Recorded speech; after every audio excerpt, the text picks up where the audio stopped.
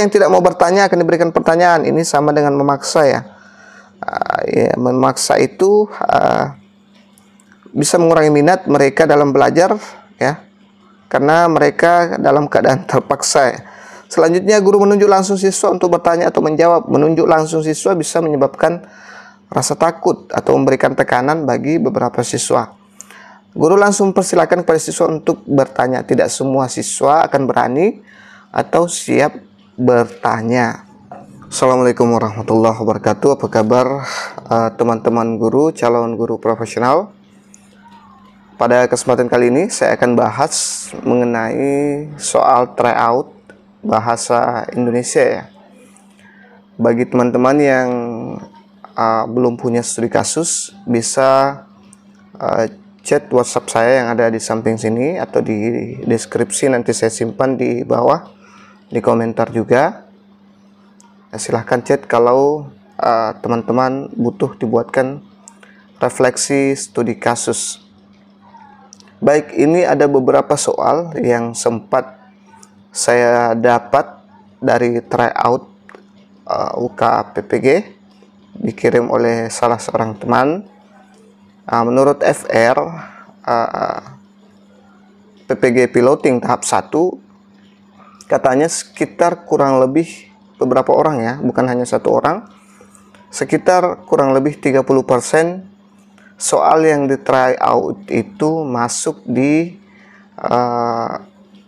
UK PPG inti Bapak Ibu guru nanti. Jadi ini saya sempatkan bahas beberapa soal untuk persiapan teman-teman nanti ujian.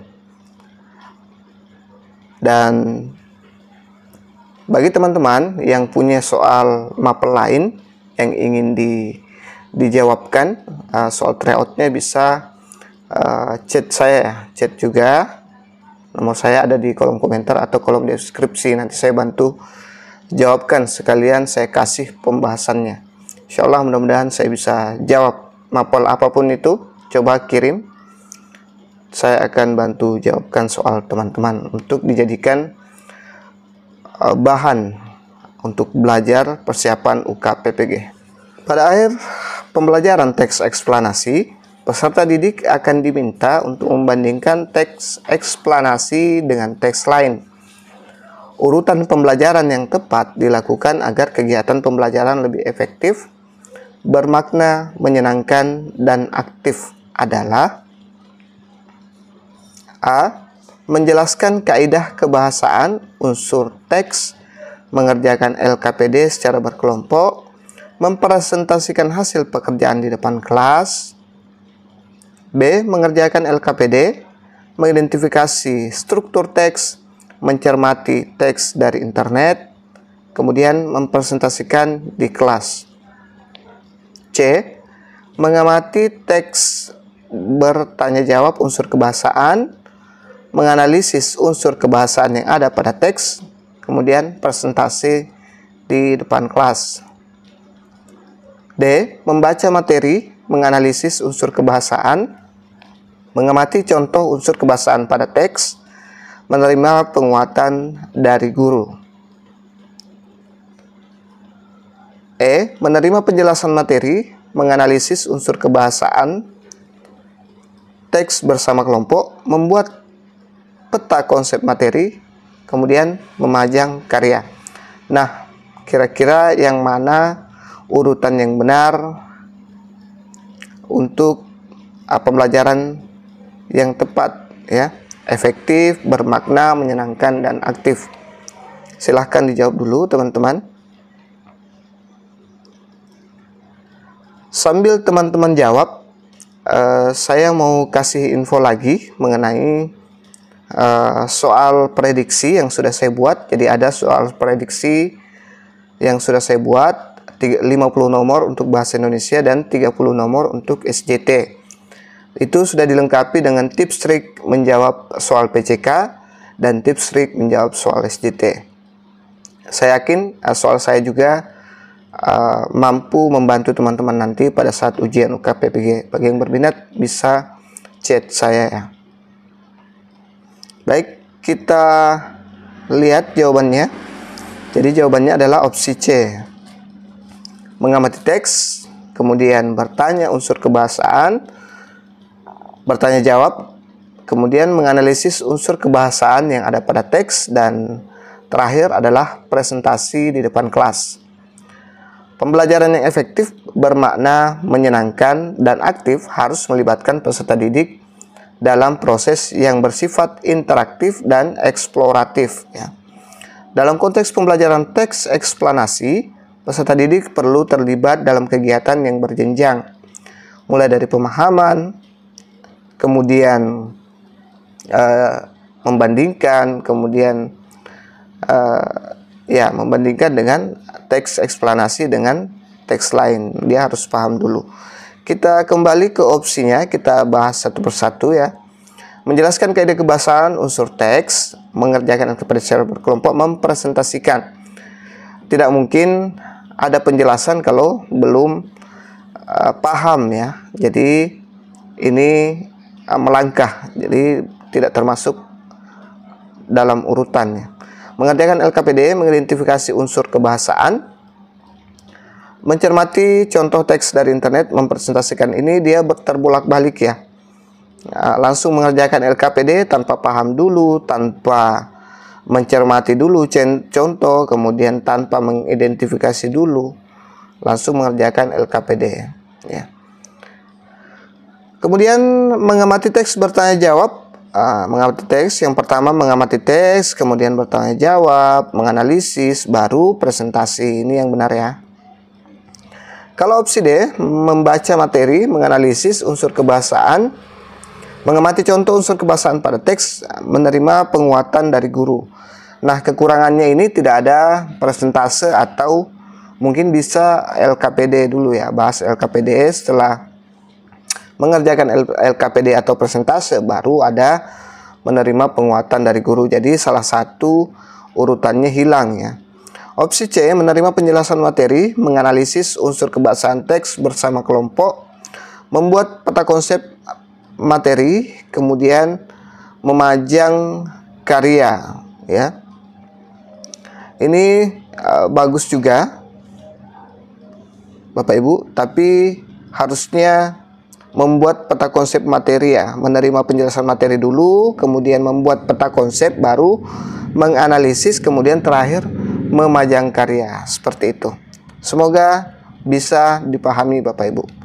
Nomor 1 selesai, ya. Kita lanjut ke soal berikutnya. Jangan lupa subscribe, like, dan share ke sosial media teman-teman, karena saya akan buat video berdasarkan banyaknya penonton, ya. Banyak penonton berarti banyak yang butuh. Kalau teman-teman bantu share banyak penonton, saya akan buat lagi part 2-nya. Kalau tidak, kalau saya lihat kurang, saya akan lanjut ke IPA, ya. IPA juga minta dibuatkan bahasa Inggris dan ekonomi.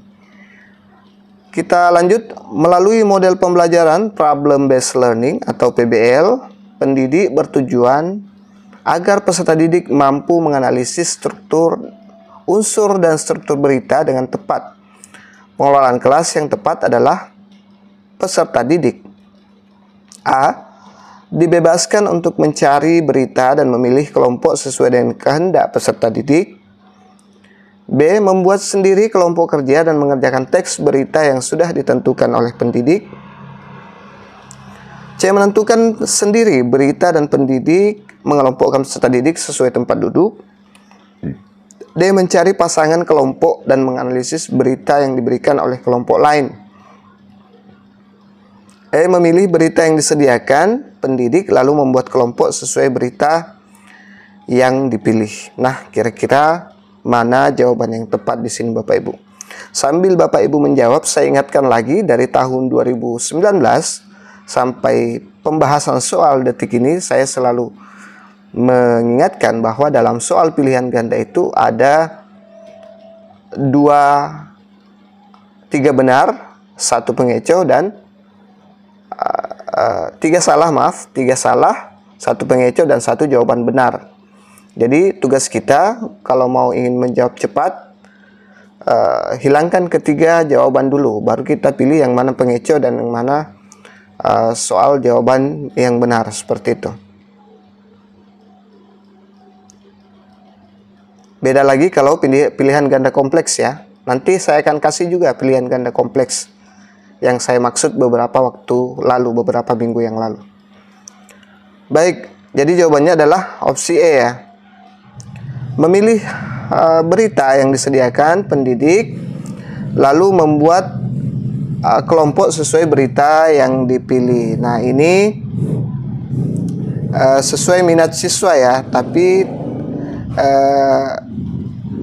disediakan oleh pendidik biar tidak melebar kemana-mana pembahasan beritanya ya, Bapak Ibu. Dalam problem based learning atau PBL, proses pembelajaran berfokus pada penyelesaian masalah nyata. Ya. Kemudian pendidik bertindak sebagai fasilitator yang memberikan kerangka atau masalah yang harus dipecahkan oleh peserta didik. Pengelolaan kelas yang tepat harus mendorong peserta didik untuk secara aktif berpikir kritis dan kolaboratif. Nah, di PBL itu memang seperti itu ya. Jadi guru menjadi fasilitator, menyiapkan hal-hal yang dibutuhkan untuk dilakukan ya. Ini agar kelasnya bisa kondusif, bisa terkelola dengan baik. Opsi A, tetap diperlukan kontrol dari pendidik untuk memastikan pembelajaran fokus pada tujuan yang telah ditentukan. Tanpa arah yang jelas, tujuan pembelajaran tidak bisa tercapai. Nah, dia ini membebaskan ya. Di opsi A ini dia membebaskan siswanya mencari berita ya, tanpa ada batasan. Jadi itu akan sulit nanti di penilaiannya ya.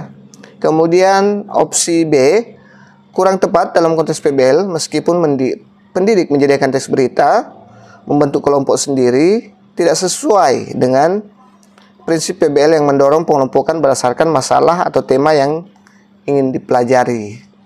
Jadi kalau di sini siswanya yang ingin menentukan kelompok sendiri ya. Kemudian yang C, PBL menekankan kolaborasi yang efektif, bukan sekedar pengelompokan berdasarkan tempat duduk. Pemilihan kelompok harus lebih relevan dengan permasalahan yang dipecahkan. Opsi D, meskipun analisis oleh kelompok lain bisa menjadi bagian dari pembelajaran, proses utama PBL menuntut peserta didik untuk fokus pada penyelesaian masalah dalam kelompoknya. Seperti itu. Kita lanjut ke soal berikutnya. Jangan lupa subscribe, like, dan bantu share. Ini ada soal pilihan ganda kompleks ya. Ini contoh soal pilihan ganda kompleks di mana kita memilih lebih dari satu jawaban. Kita lihat soalnya. Tujuan kegiatan, peserta didik mampu menulis gagasan, pikiran, pandangan, arahan, atau pesan tertulis untuk berbagai tujuan secara logis, kritis, dan kreatif melalui teks artikel ilmiah populer. Manakah langkah-langkah pembelajaran dengan urutan yang tepat dan sesuai dengan tujuan kegiatan tersebut? Pilihlah semua pernyataan yang benar dengan memberi tanda centang jawaban benar lebih dari satu. Nah, inilah yang saya sebut beberapa waktu yang lalu, yang baru-baru ini, bahwa soal pilihan ganda kompleks jenis UKPPG sejak tahun 2023 itu sedikit berbeda yang ini. Oke. Silahkan dijawab dulu Bapak Ibu, kira-kira yang mana yang bisa kita centang.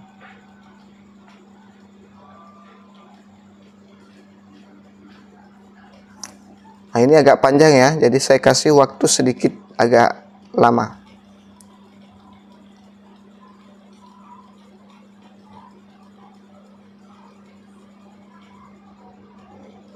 Baik, di pause ya kalau dirasa terlalu cepat untuk saya bahas. Kita lihat jawaban yang saya punya. Jadi yang pertama kita centang, ini termasuk benar ya. Peserta didik mengamati contoh teks, kemudian peserta didik dibagi ke dalam kelompok, beberapa kelompok.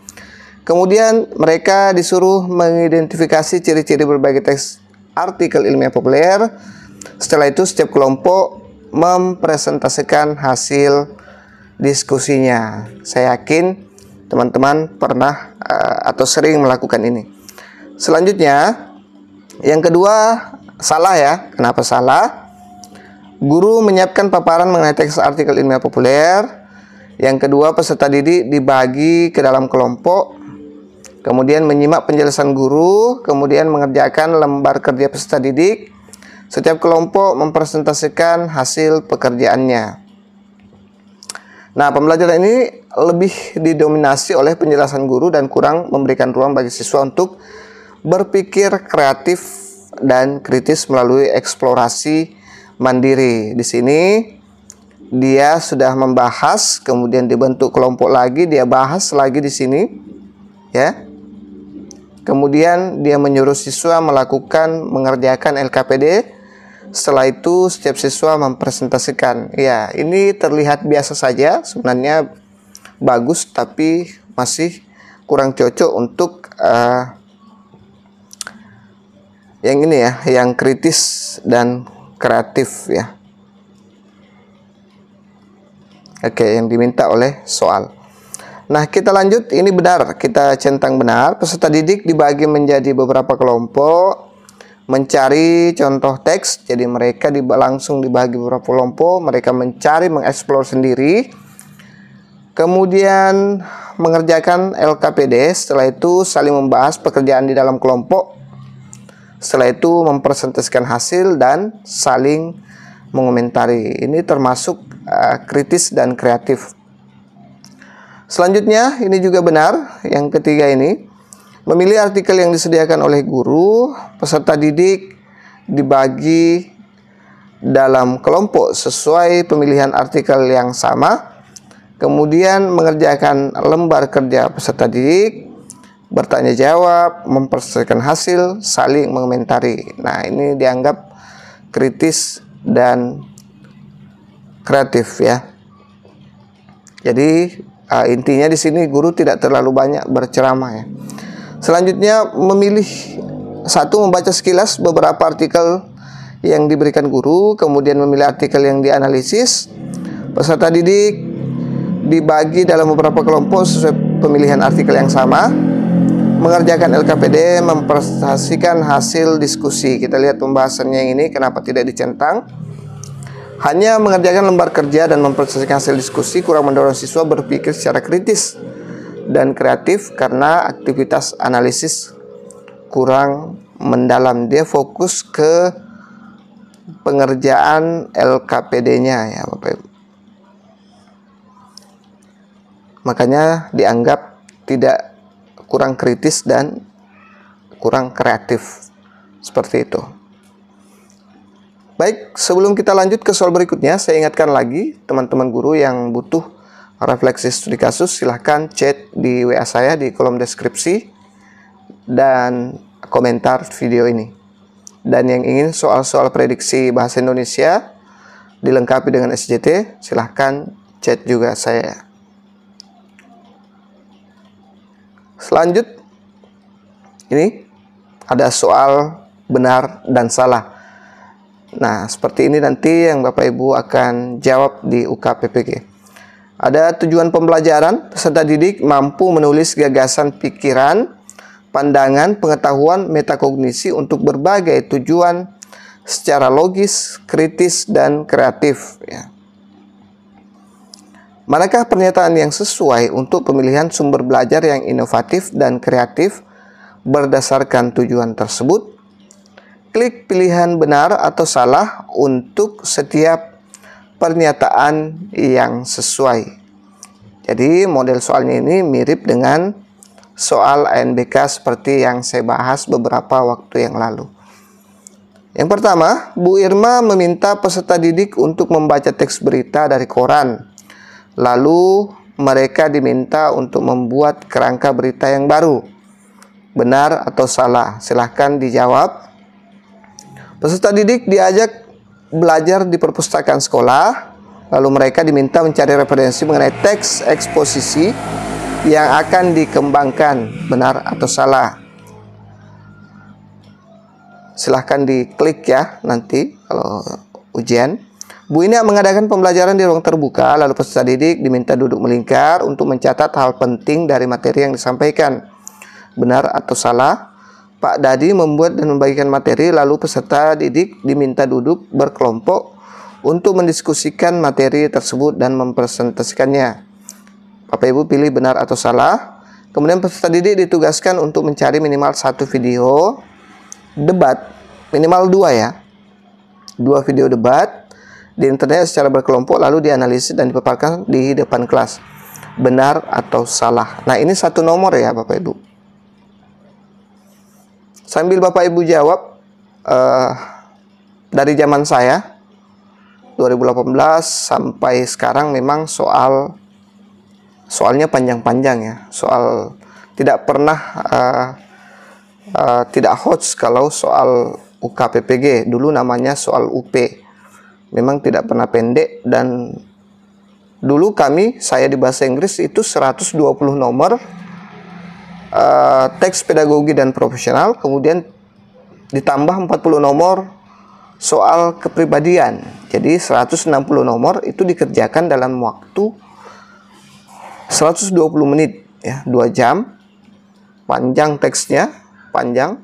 Bayangkan 160 nomor harus diselesaikan dalam waktu 120 menit. Kalau sekarang enak 50 nomor 120 menit. Ya, sangat leluasa untuk berpikir. Baik, saya yakin Bapak Ibu guru sudah jawab. Jadi kita jawab bersama ya. Ini menurut jawaban saya, di sini dia benar ya. Mendorong peserta didik berpikir kritis dan kreatif ya. Jadi kita pilih ini. Ya, langsung kita klik. Oke. Yang kedua, ini juga benar.